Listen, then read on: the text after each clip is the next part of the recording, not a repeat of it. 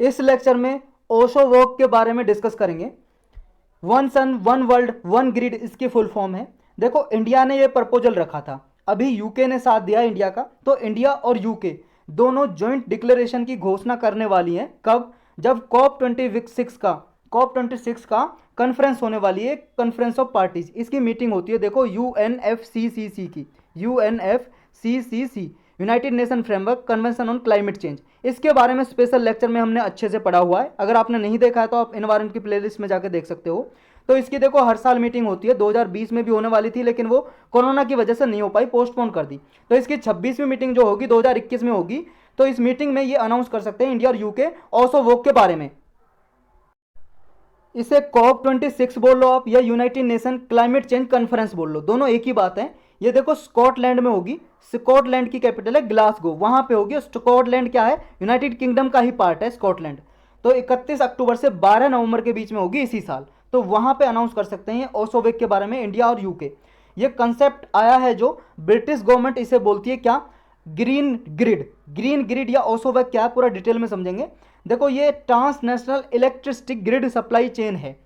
जो भी solar power का जनरेशन होगा किसी कंट्री में, सोलर एनर्जी बनाई जाएगी, सूरज से ऊर्जा यानी कि बिजली बनाई जाएगी। जैसे मान लो किसी एक कंट्री में ज़्यादा बिजली बन रही है तो दूसरी कंट्री में ट्रांसफ़र कर दें, यानी कि जो बिजली के खंभे एक देश में गड़े हुए हैं वो बिजली के पोल, वो जो बिजली के पोल हैं खंभे वो दूसरी कंट्री के बिजली के पोल से कनेक्टेड हों। तो यहाँ पे ज़्यादा बिजली बन रही है एक देश में तो दूसरे देश में ट्रांसफ़र कर दें। फिर इसमें ज़्यादा बन रही है इसमें भी तो आगे दूसरे तीसरे देश में ट्रांसफ़र कर दे। तो यहाँ पे ज़्यादा बन रही है तो वापस ट्रांसफ़र कर दे। इस तरह से एक ग्रिड होगा, एक ग्रिड होगा खंभों का, बिजली के खंभों का। ये है ओशो वेग। तो ओशो वेग ग्रीन ग्रिड के बारे में और डिटेल से पढ़ते हैं। ये देखो ये कंसेप्ट निकल के आया कि द सन नेवर सेट्स, सूरज भाई साहब कभी नहीं छिपता। अगर मान लो एक टाइम पे सूरज इस एरिया में छिप रहा है तो इस एरिया में निकल रहा होगा, इसमें छिप रहा है तो इस एरिया में निकल रहा होगा। तो ये सूरज कभी नहीं छिपता अर्थ पे। एक एरिया सूरज के मतलब से रोशनी पड़ रही है तो दूसरे एरिया में रात है, अगर उस एरिया में रात है तो फिर पहले एरिया में दिन है। तो इस तरह से सूरज कभी नहीं छिपता। तो इससे आया है कि जब सूरज कभी नहीं छिपता तो 24 घंटे हम सोलर एनर्जी बना सकते हैं। और जिस देश में अगर ज़्यादा है, अगर मान लो यहाँ पे पूरे इंटरनेशनली कनेक्ट कर दिया जाए इसको, तो जहाँ पे भी मान लो अगर इसको एरिया को ना कनेक्ट किया जाए, मान लो इस एरिया को कनेक्ट कर दिया जाए, तो यहाँ पे जहाँ ज़्यादा बिजली बन रही है तो वहाँ पे दूसरे देश में ट्रांसफ़र कर दें उसको। यही है ग्रीन ग्रिड या ओशो वेग। तो ये देखो one of the most ambitious scheme है जो इंडिया ने अभी तक लॉन्च किया पूरे ग्लोबल एरिया के लिए। तो इसमें जो इकोनॉमिक बेनिफिट वगैरह जो भी फायदे होंगे उनको शेयर किया जाएगा एक दूसरी कंट्री के साथ। और वर्ल्ड बैंक भी देखो टेक्निकल असिस्टेंस प्रोग्राम के अंदर इसको सहायता दे रहा है इस प्रोग्राम को। ओशो वेग क्या है? इसमें देखो जो इंटरनेशनल सोलर अलायंस है, ये भी देखो जब यूएनएफसीसी की 2015 में COP 21 नाम की मीटिंग हुई थी, यानी कि 21वीं मीटिंग हुई थी पेरिस में, फ्रांस की कैपिटल है पेरिस। तो वहाँ पे जो पेरिस डील हुई थी, पेरिस क्लाइमेट डील भी बोलते हैं उसको, पेरिस एग्रीमेंट भी बोलते हैं, उसमें इंडिया ने ये लॉन्च किया था इंटरनेशनल सोलर अलायंस। और इसका हेडक्वार्टर देखो इंडिया में ही है, गुरुग्राम में है, हरियाणा में। तो ये फ्रांस ने भी इसको सपोर्ट किया था। और देखो इसमें अब 80 कंट्रीज इसके मेंबर हो चुके हैं इंटरनेशनल सोलर अलायंस। तो इसके लिए भी देखो जो इसका टारगेट ये था, जो कंट्री देखो ट्रॉपिक ऑफ कैंसर और कैप्रिकॉन के अराउंड आती हैं, ये ट्रॉपिक ऑफ कैंसर और कैप्रिकॉन के अराउंड आती हैं 23.5 डिग्री, तो इसके आसपास भी और इससे बियॉन्ड कंट्री भी जुड़ गई हैं। अब वो क्या है? सोलर एनर्जी प्रोड्यूस करें ज़्यादा से ज़्यादा। इसका टारगेट ये है इंटरनेशनल सोलर अलायंस का। अलायंस मतलब एक तरह से गठबंधन कर लिया बहुत सारे ग्रुप ऑफ कंट्रीज़ ने। तो इससे ये इंटरनेशनल सोलर अलायंस को भी देखो ये भी सपोर्ट कर सकता है इस ओशो वर्क को, क्योंकि ओशो वर्क का भी टारगेट क्या है? सोलर एनर्जी को प्रमोट करना और एक दूसरी कंट्री के बीच में ट्रांसफर करना उसको। तो इन दोनों में डिफरेंस क्या हुआ? देखो डिफरेंस ये है, इंटरनेशनल सोलर अलायंस का मतलब ये है कि अपने देश में आप ज़्यादा से ज़्यादा सोलर एनर्जी बनाओ, और एक दूसरी कंट्री के पास कोई टेक्नोलॉजी है, अच्छी टेक्नोलॉजी आई है, मॉडर्न टेक्नोलॉजी, तो दूसरी कंट्री को ट्रांसफर करेगा। लेकिन ओशो वैग में ये है आप सोलर एनर्जी पैदा तो करो, लेकिन अगर आपके पास ज़्यादा है तो दूसरी कंट्री को ट्रांसफर कर दो, ग्रिड खंबे गाड़ दो, एक दूसरी कंट्री को जोड़ दो। तो इस ओशो वैग में ये है। तो इंडिया के साथ ये सोलर जो स्पेक्ट्रम हुआ एक तरह से ये दो ब्रॉड जोन में डिवाइड करेगा सोलर जोन। एक तो फार ईस्ट जोन जिसमें Myanmar, Vietnam, Thailand, Laos, Cambodia connectivity होगी इनमें। देखो ये वाली कंट्री है, ये आप वर्ल्ड मैप देखो, ये वाला इधर Myanmar, Thailand, Laos, Vietnam, Cambodia ये कनेक्ट होगा। और दूसरी में ये इधर वाली कंट्री, ये वाली कंट्री होंगी अफ्रीका रीजन वाली और मिडल ईस्ट वाली रीजन, ये वाला फार वेस्ट वाला, ये अफ्रीका रीजन कनेक्ट हो जाएगा और ये वाला वेस्ट वाला रीजन कनेक्टिविटी हो जाएगी। तो ये 3 फेज़ का प्लान होगा। पहले फेज़ में देखो एशिया के अंदर जितनी कंट्री आती हैं उनको कनेक्ट किया जाएगा, दूसरे में एशिया के बाद अफ्रीका कॉन्टिनेंट को कनेक्ट किया जाएगा, और तीसरे में पूरे इंटरनेशनल कनेक्शन, पूरे ग्लोब को कनेक्ट कर देंगे इस ओसोवैग से। तो इस प्रोजेक्ट का सिग्निफिकेंस यानी कि इंपॉर्टेंस क्या होगी? देखो, जो भी रिन्यूएबल एनर्जी में नवीनीकरण ऊर्जा कैसी होती है, जिनसे पॉल्यूशन नहीं होता, सोलर एनर्जी, सूर्य ऊर्जा, विंड एनर्जी, हवा से बनने वाली बिजली, बायोमास से बनती है जो बिजली, तो इनसे जो पॉल्यूशन नहीं होता, ये रिन्यूएबल एनर्जी होती है। इनमें इन्वेस्टमेंट ज़्यादा आएगी, ज़्यादा अट्रैक्ट होंगी कंपनियां इन्वेस्टमेंट करने के लिए, टेक्नोलॉजी डेवलपमेंट होगा ज़्यादा। जो प्रोजेक्ट में कॉस्ट आती है, जब एक साथ कंट्री आएंगी रिसर्च डेवलपमेंट करेंगी तो कॉस्ट भी रिड्यूस होगी, जो अभी कॉस्ट जितनी कीमत आती है बिजली प्रोड्यूस करने में वो कम आएगी।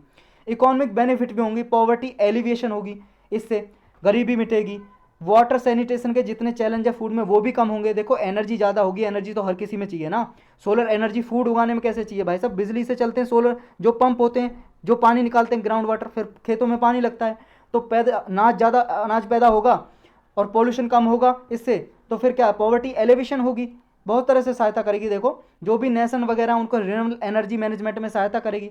रीजनल और ग्लोबल मैनेजमेंट सेंटर होगा एक, जो कनेक्टिविटी करेगा इंटरनेशनली, तो इंडिया को एक तरह से अपॉर्चुनिटी देगा ये प्रोजेक्ट ग्लोबल लीडर उभरने का, लीडरशिप के लिए एक तरह से। लेकिन कुछ इशू हैं इसके साथ साथ, चैलेंज भी जी हैं, चैलेंजेस मतलब चुनौतियां हैं, कंसर्न है, प्रॉब्लम है इसके सामने। कौन कौन से? जियो पॉलिटिकल मतलब देखो, वर्ल्ड लीडरशिप तो प्रोवाइड करेगा इंडिया को, लेकिन कोविड-19 में आपको पता है बहुत सारी अनसर्टेनिटी क्रिएट कर दी है। यानी कि देखो, एक तो कॉस्ट शेयरिंग का चैलेंज होगा कि कौन सी कंट्री कितना कॉस्ट शेयर करेगी ग्रिड को बिछाने में, यानी कि खंबे गाड़ने में और ये ट्रांसफर करने में। नेक्स्ट चैलेंज है globalisation versus deglobalisation. Globalisation का मतलब है इंटरनेशनली ट्रेड में कनेक्टिविटी, व्यापार में या किसी भी तरह इंटरनेशनल एक दूसरी कंट्री का कनेक्टिविटी करना, संबंध बैठाना। डी ग्लोबलाइजेशन का मतलब है संबंध नहीं बैठाना, यानी कि कंट्री का आपस में ही, कंट्री के अंदर ही ट्रेड हो। तो ये जो ग्लोबलाइजेशन और डी ग्लोबलाइजेशन का यहाँ मतलब ये है, जो ओसोवैग जो प्रोजेक्ट है बहुत ही एक्सपेंसिव है, बहुत ज़्यादा खर्चा आने वाला है इसमें, और कॉम्प्लेक्स भी है, वेरी स्लो प्रोसेस है। इसका देखो स्ट्रेटजिक बेनिफिट भी है, लेकिन ग्लोबल जियोपॉलिटिकल प्रॉब्लम भी है। मेजर इशू ये है, देखो रिन्यूएबल एनर्जी को डिफरेंट स्टेट गवर्नमेंट को डील करने में, जैसे मान लो अभी हमारे इंडिया की बात करते हैं, हमारे इंडिया में देखो बहुत सारे एरियाज़ में रिन्यूएबल एनर्जी प्रोड्यूस हो रही है, तो हमारे जो डिफरेंट स्टेट के लॉ भी अलग अलग है, कानून अलग है, हमारे राज्य के अलग अलग राज्य के, हमारे जो जितने भी राज्य हैं हमारे इंडिया में, तो अलग अलग कानून बने हुए हैं। अब हमारे इंडिया में ही प्रॉब्लम होती है भाई साहब, एक स्टेट में मान लो रिन्यूएबल एनर्जी दूसरे स्टेट में ट्रांसफ़र करनी है, तो उनको ट्रांसफ़र करने में या उन पर ट्रेड करने में ही अभी परेशानी होती है, और ये तो है भाई साहब ग्लोबल लेवल की, तो ये तो परेशानी होगी दूसरे देश के रीजन में, मतलब दूसरा देश का जो एरिया है उसमें कैसे लॉ हैं वहाँ पे, और वो लॉ परमिट देते हैं नहीं देते, तो ये खंबे बिछाने में, कनेक्टिविटी करने में ये होगा। दूसरा एक ये चैलेंज भी है भाई साहब इससे, कि प्राइम मिनिस्टर ऑफ इंडिया का ये विजन है आत्मनिर्भर भारत का, यानी कि सेल्फ डिपेंडेंट इंडिया का, हमें आत्मनिर्भर बनना है प्रोडक्शन में। लेकिन जब ये कनेक्टिविटी हो जाएगी तो हम दूसरे देश पे भी निर्भर होंगे कि वहाँ से सोलर एनर्जी ले लें, ये तो जो हमारा आत्मनिर्भर भारत का कंसेप्ट है उससे भी ये कॉन्ट्राडिक्ट करता है। नेक्स्ट है सेंट्रलाइज और डिस्ट्रीब्यूटेड जनरेशन। देखो, डिफरेंट रीजन में डिफरेंट तरह के वोल्टेज यूज होती है, जैसे हमारे इंडिया में 220 वोल्टेज घरों में यूज होती है, ज़रूरी तो नहीं और भी मान लो देश में इतने वोल्टेज की बिजली यूज हो। फ्रीक्वेंसी स्पेसिफिकेशन ग्रिड की हर स्टेट में, हर कंट्री में अलग अलग है, तो ये इसमें देखो टेक्निकल डिफिकल्टी भी आ सकती हैं, ये प्रॉब्लम हो सकती हैं।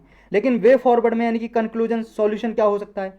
देखो, वैसे तो ये रीजनल और इंटरनेशनल को कनेक्टिविटी प्रोवाइड करेगा एक ग्रीन ग्रिड, तो एक अच्छा मतलब प्रोसेस है, यानी कि शेयर करेगा रिन्यूएबल एनर्जी को जो भी प्रोड्यूस होगी इंटरनेशनली। लेकिन देखो, ये देखो इंडिया के लिए एक अपॉर्चुनिटी प्रोवाइड करता है, और भी कंट्रीज़ के लिए। कैसे? क्योंकि देखो ग्लोबली ग्लोबल फुटप्रिंट जो होता है, कार्बन इमिशन होता है, उसको भी तो रिड्यूस करेगा ये। क्योंकि देखो भाई साहब, जब रिन्यूएबल एनर्जी ज़्यादा प्रोड्यूस होगी तो फॉसिल फ्यूल से कम एनर्जी प्रोड्यूस करनी पड़ेगी, कोल वगैरह से, कोयले से जो आज बिजली बनाते हैं वो कम होगी। तो जब रिन्यूएबल एनर्जी ज़्यादा होगी तो कार्बन इमिशन भी कम होगा, पॉल्यूशन कम होगा, ग्लोबल वार्मिंग होती है वो कम होगी, यानी कि क्लाइमेट चेंज नहीं होगा, जलवायु परिवर्तन पर कोई इफेक्ट नहीं पड़ेगा।